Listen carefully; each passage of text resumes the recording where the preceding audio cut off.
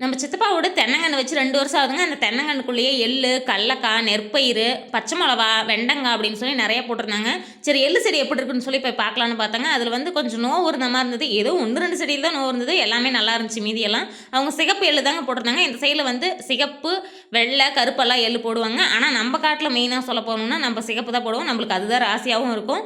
Bullet மொளவா செடி போட்டிருந்தாங்க. அது எப்படி இருக்குன்னு சொல்லி போய் பார்க்கலான்னு பார்த்தா, அதுவும் கொஞ்சம் நோவா இருந்த மாரி இருந்தது. நோவுன்னா ஃபுல்லாவே முருவுளி விழுந்திருந்தது. அவங்க இதுக்கு முன்னாடியும் போட்டிருந்தாங்க. அப்போ வந்து நல்லாவே இருந்துச்சு. விளைச்சலும் நல்லா இருந்துச்சு. விடாம ஒரு 5, 6 மாசம் காய் அறுத்துக்கிட்டே இருந்தாங்க. ஓரளவுக்கு நல்லாவும் இருந்தது. தக்காளி செடி இடையில இடையில 1, 2 சொட்டையா இருந்ததுல நட்டிருந்தாங்க. தக்காளி செடி நல்லா இருந்தது. கம்முனு தக்காளி செடியே நட்டிருந்தா இன்னும் கொஞ்சம் நல்லா இருந்திருக்கும். ஆந்திரா கடலக்காய் போட்டிருந்தாங்க. ஆந்திரா கடலக்காய் வந்து கசப்பா இருக்குங்களா, அது வந்து சாப்பிட முடியாது. அதனால எலி, பெருக்காலாம் சாப்பிடாதுன்னு சொல்லி எங்க சித்தப்பா உசாரா ஆந்திரா கடலக்காய் போட்டாரு. 1, 2 வந்து சாப்பிடுற கடலக்காவும் அதில இருந்துச்சு. நம்ம அதை மட்டும் புடுங்கி சாப்பிட்டுக்க வேண்டியதா வீட்டுக்கு தேவைக்கு. அவங்க வெண்டஞ்செடிக்குள்ள மருந்து அடிச்சிட்டு இருந்தாங்க. சரி என்னன்னு போய் பார்க்கலான்னு பார்த்தா, முதல் அறுவடைக்கு காய் தயாரா இருந்தது. எப்படின்னாலும் இன்னும் ஒரு 2 1 நாள்ல அறுத்துருவாங்கன்னு நெனைக்கிறேன்.